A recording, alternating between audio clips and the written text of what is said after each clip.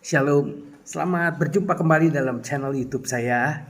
Dan pada kesempatan kali ini saya ingin membahas tentang berdoa dalam roh dan juga bahasa roh. Apakah berdoa dalam roh itu? Apakah berdoa dalam roh itu harus berbahasa roh seperti yang dilakukan oleh orang-orang Kristen dari kalangan Pentakosta karismatik? Apakah bahasa roh itu alkitabiah tidak? Ataukah justru bahasa roh itu sesat? Nah, mari kita belajar bersama-sama. Kita mulai dari apakah berdoa dalam roh itu? Nah, apakah itu harus berbahasa roh? Nah, berdoa dalam roh disebutkan 3 kali dalam kitab suci. Yang pertama dalam 1 Korintus 14 ayat yang ke-15 yang mengatakan bahwa jadi apakah yang harus kubuat? Aku akan berdoa dengan rohku, tetapi aku juga berdoa dengan akal budiku. Aku akan menyanyi dan memuji dengan rohku, tetapi aku akan menyanyi dan memuji juga dengan akal budiku. Yang kedua dalam Efesus 6 ayat yang ke-18. Dikatakan bahwa dalam segala doa dan permohonan, berdoalah setiap waktu di dalam roh. Dan berjaga-jagalah di dalam doamu itu dengan permohonan yang tak putus-putusnya untuk segala orang kudus. Ada berdoalah setiap waktu di dalam roh kudus. Yang terakhir, yang ketiga adalah Yudas 20 mengatakan, akan tetapi kamu saudara-saudaraku yang kekasih, bangunlah dirimu sendiri di atas dasar imanmu yang paling suci dan berdoalah dalam roh kudus. Nah, jadi apa itu berdoa dalam roh? Apakah itu harus berdoa dalam bahasa roh? Nah, kata Yunani yang diterjemahkan berdoa dalam dapat memiliki beberapa makna. Kata itu dapat berarti dengan cara, berdoa dengan cara Roh Kudus, berdoa dengan pertolongan Roh Kudus, berdoa dalam dunia Roh Kudus, berdoa berhubungan dengan Roh Kudus. Berdoa dalam roh bukan merujuk pada kata-kata yang kita ucapkan, sebaliknya itu merujuk kepada bagaimana kita berdoa. Nah, berdoa dalam roh itu berdoa sesuai dengan pimpinan dari Roh Kudus. Ini berarti bahwa berdoa untuk hal-hal yang roh mau kita doakan.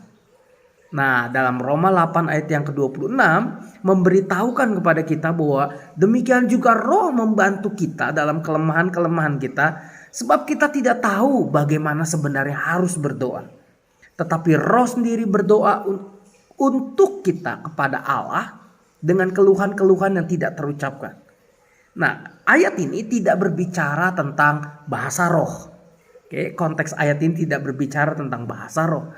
Tetapi berdoa dalam roh, di mana Roh Kudus membantu kita dalam kelemahan kita.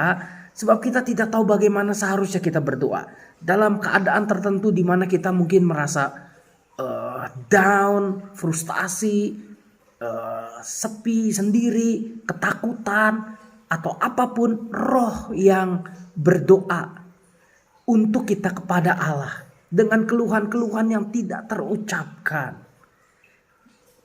Jadi berdoa dalam roh itu tidak harus atau tidak wajib berbahasa roh. Nah, kita akan bahas nanti tentang bahasa roh, ya. Nah, bisa berbahasa roh, bisa juga tidak.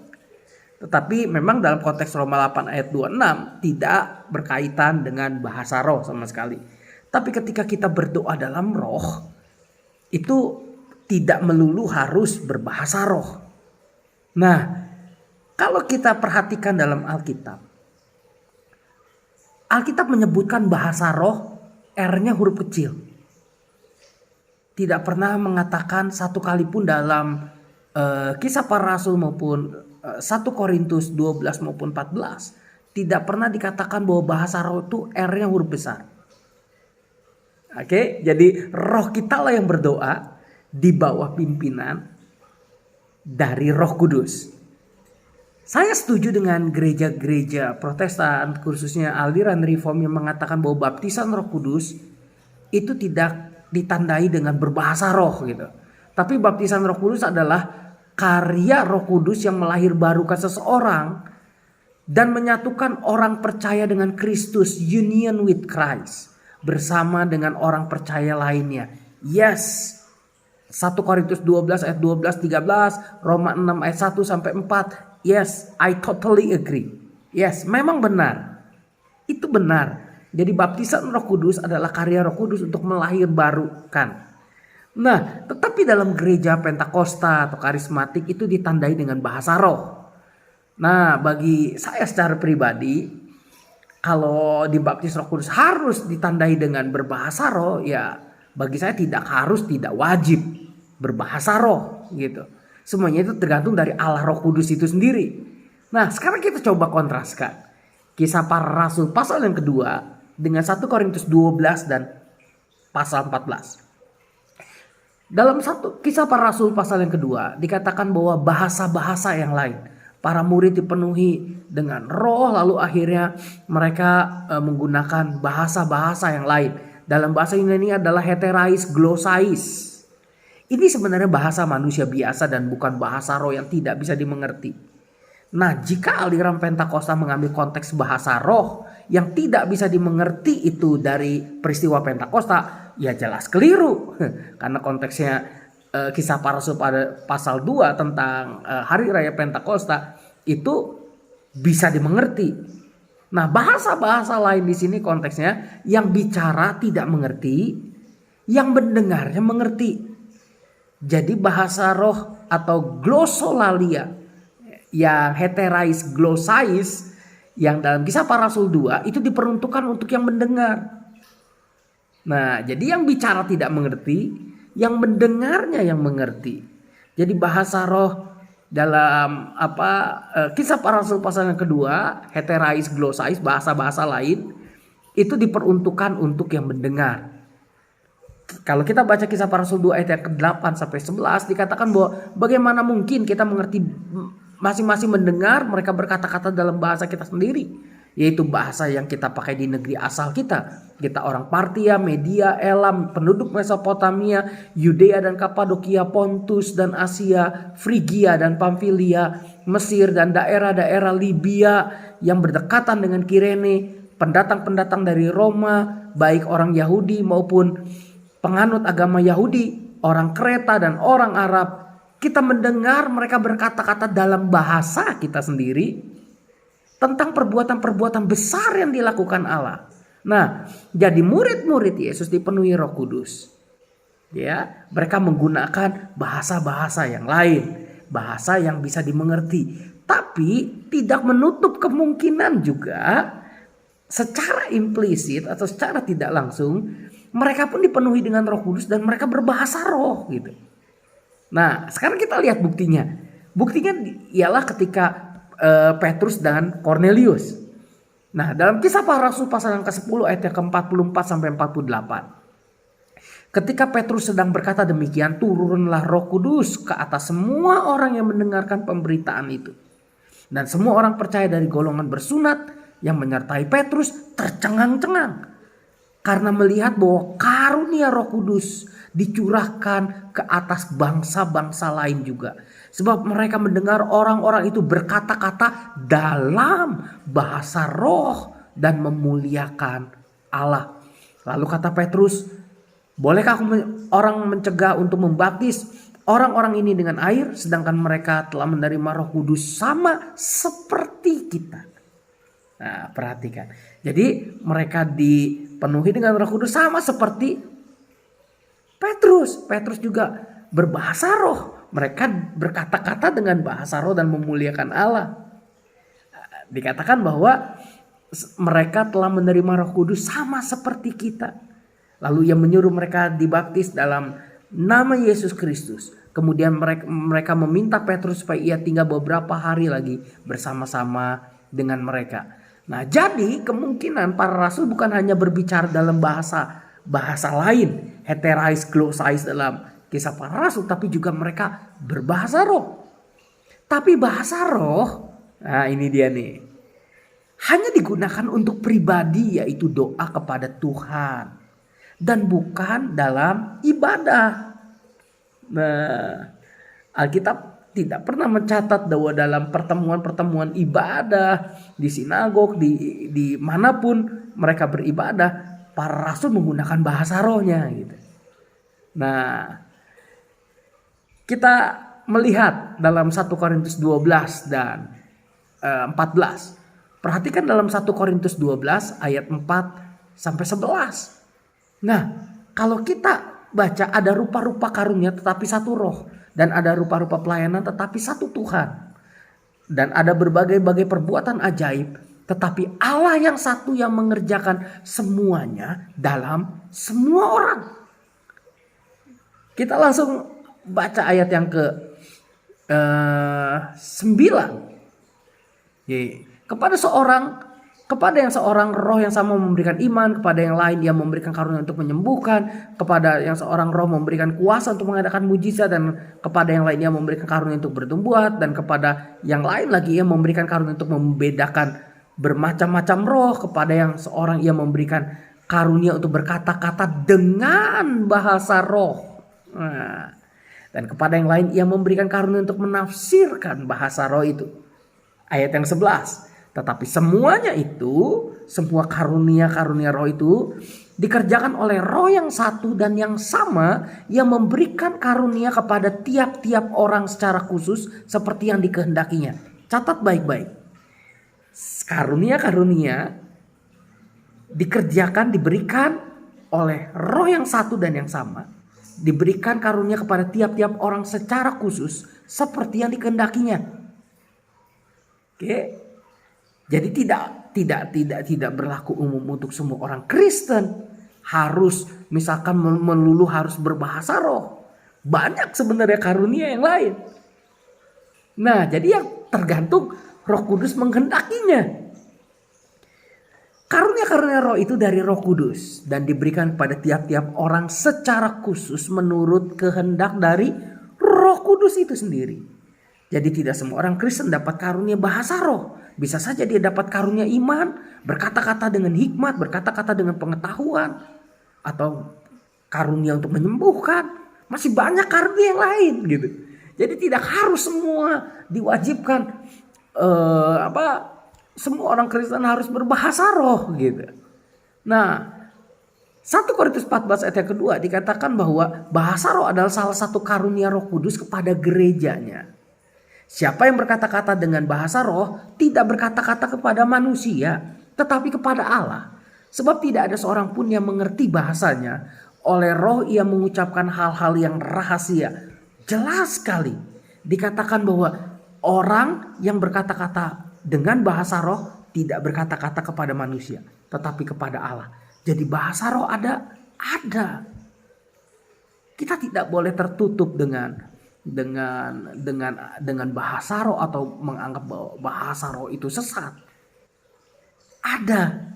Siapa yang berkata-kata dengan bahasa roh tidak berkata-kata kepada manusia, tetapi kepada Allah. Sebab tidak ada seorang pun yang mengerti bahasanya. Oleh Roh Kudus itu sendiri, ia mengucapkan hal-hal yang rahasia. Nah, bahasa roh dalam bahasa Yunani berarti lalon glose. Nah, jadi fungsi bahasa roh sebenarnya adalah untuk membangun diri sendiri. Untuk membuat kita berdoa, bahasa doa kita kepada Tuhan secara pribadi. Memang bahasa roh juga memberikan kita kekuatan, keberanian mungkin untuk kita berani memberitakan Injil. Jadi bahasa roh adalah untuk membangun diri sendiri. 1 Korintus 14 ayat 4 sampai 19. Siapa yang berkata-kata dengan bahasa roh ia membangun dirinya sendiri. He who speak in tongue edifies himself. Tetapi siapa yang bernubuat ia membangun jemaat. Aku suka supaya kamu semua berkata-kata dengan bahasa roh. Jadi Paulus sendiri suka kalau jemaat Korintus berkata-kata dengan bahasa roh. Tetapi lebih daripada itu supaya kamu bernubuat.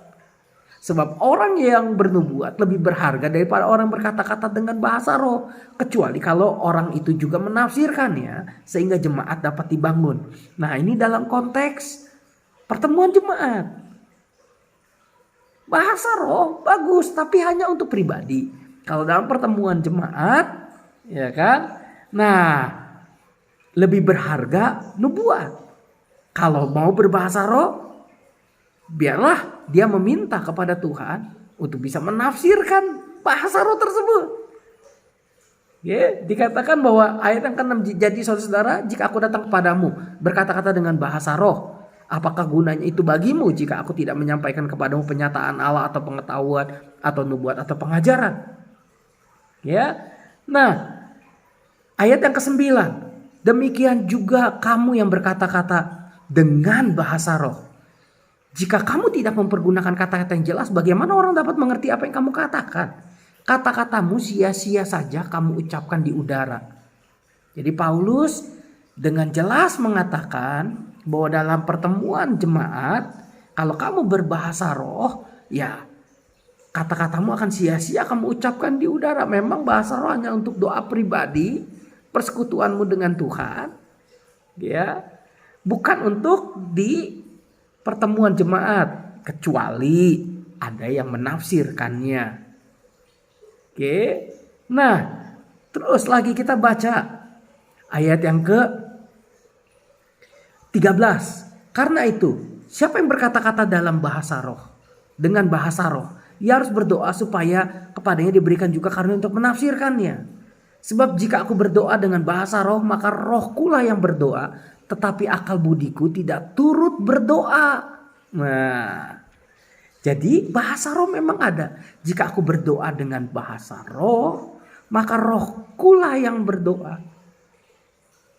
Jadi berdoa itu tidak harus dengan bahasa Indonesia, tetapi kita juga kalau kita dipenuhi dengan Roh Kudus, kita memiliki karunia untuk berbahasa roh, ya kita gunakan itu untuk doa kita kepada Tuhan secara pribadi.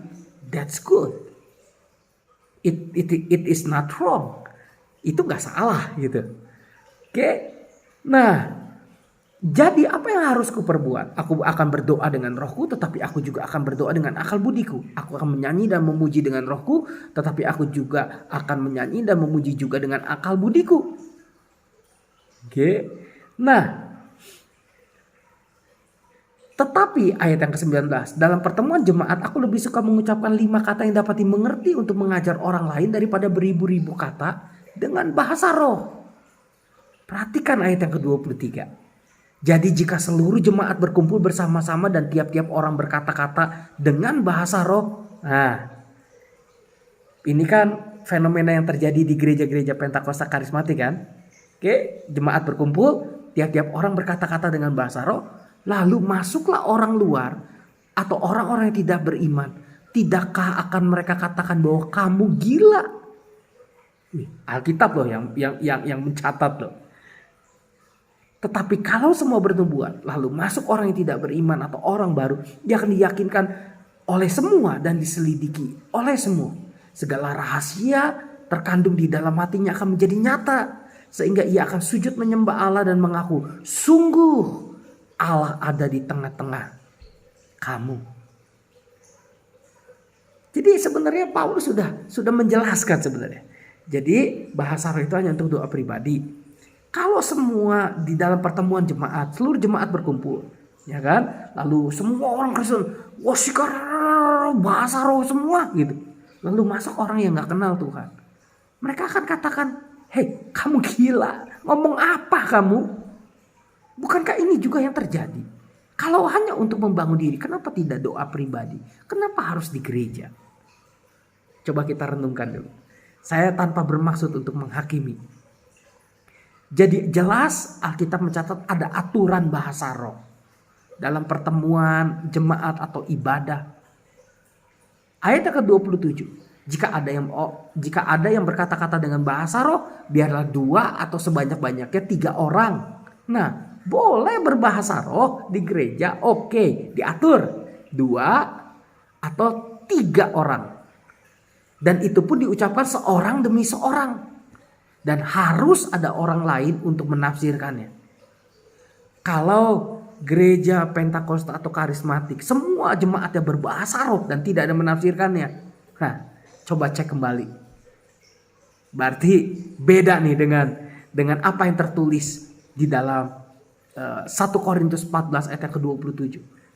Kebanyakan ya orang-orang Pentakosta karismatik menganggap bahwa itu kan untuk jemaat Korintus. Oh ya sudah, kalau gitu coret aja 1 Korintus 14. Kan gak berlaku untuk gereja zaman sekarang.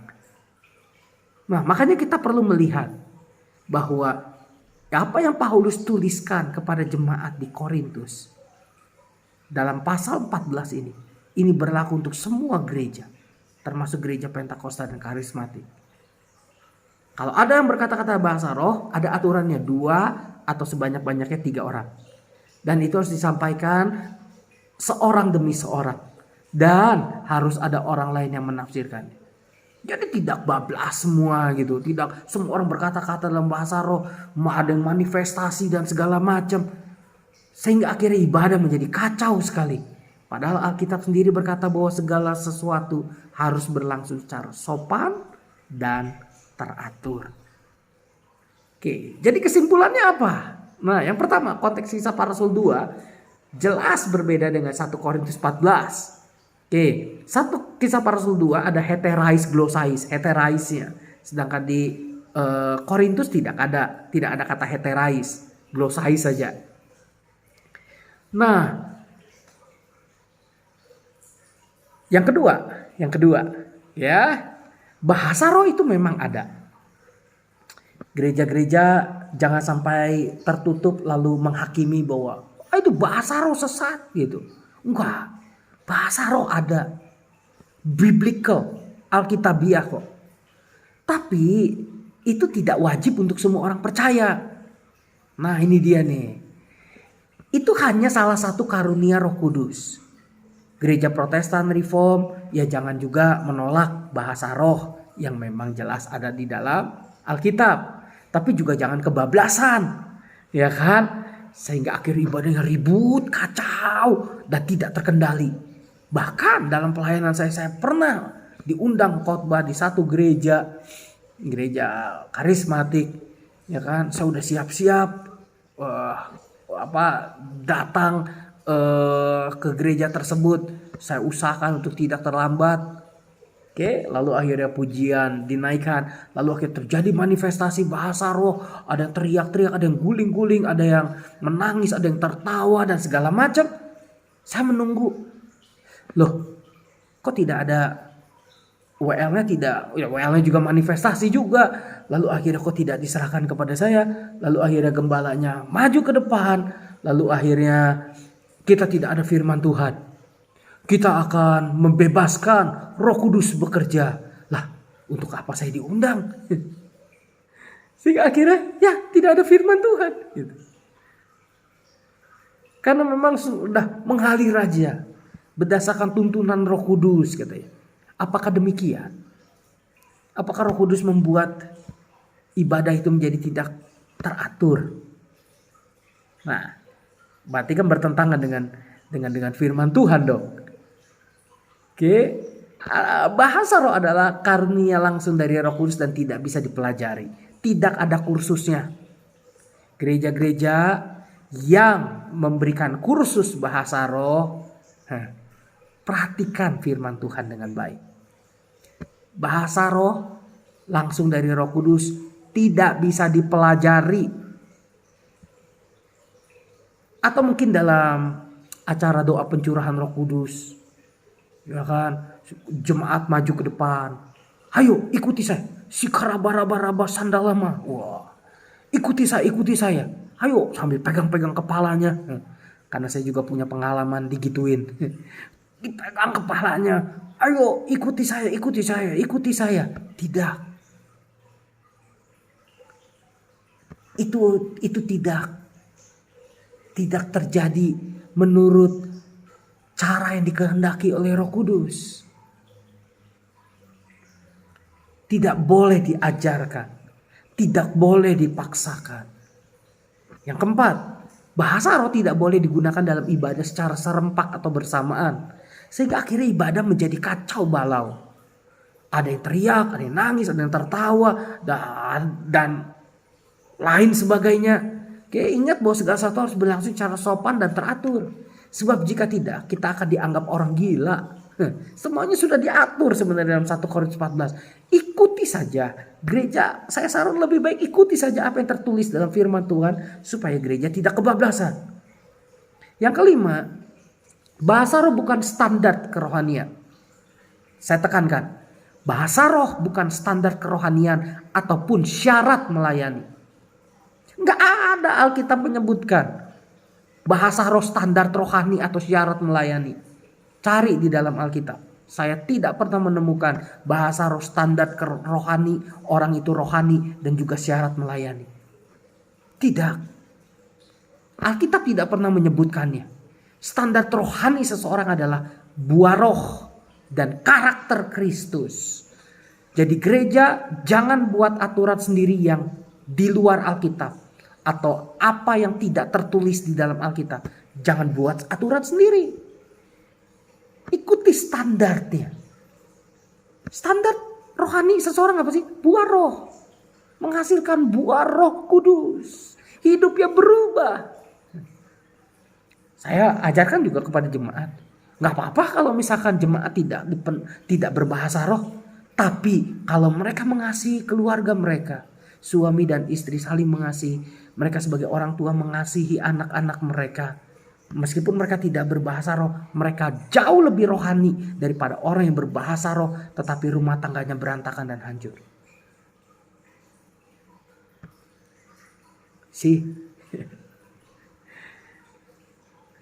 Bahasa roh bukan standar rohani atau syarat melayani. Syarat melayani harus lahir baru, menghasilkan buah roh. Itu baru standar melayani. Hidupnya jadi berkat gak buat keluarganya? Hidupnya jadi kesaksian gak buat jemaat yang lainnya? Itu yang paling penting. Bukan bahasa rohnya. Untuk apa bahasa roh tapi ngomong di luar? Maki-maki orang dengan kata-kata kasar kebun binatang. Untuk apa bahasa roh yang dikeluarkan dari mulutmu? Jadi bahasa roh bukan standar rohani ataupun syarat melayani. Yang terakhir, yang keenam. Bahasa roh adalah untuk doa pribadi. Membangun hubungan kita dengan Allah secara pribadi. Tidak bisa digunakan dalam ibadah kecuali ada yang menafsirkannya. Semuanya sudah diatur seperti tadi yang saya sudah jelaskan. Jadi berdoa dalam roh. Yes, berdoa. Dengan atau tanpa bahasa roh. Di mana doa kita dikendalikan dipimpin oleh Roh Kudus. Supaya kita jangan salah berdoa. Supaya kita jangan berdoa untuk memuaskan hawa nafsu kita. Tapi kita berdoa untuk kita bisa mengerti kehendak Tuhan.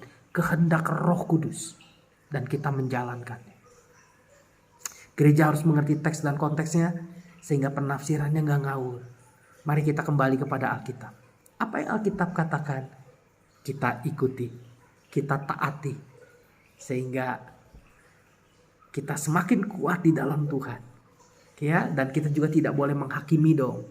Orang yang berbahasa roh tidak boleh menghakimi orang yang tidak bisa berbahasa roh. Kalau dia punya karunia, bukan karunia bahasa roh tetapi karunia iman, mengapa tidak?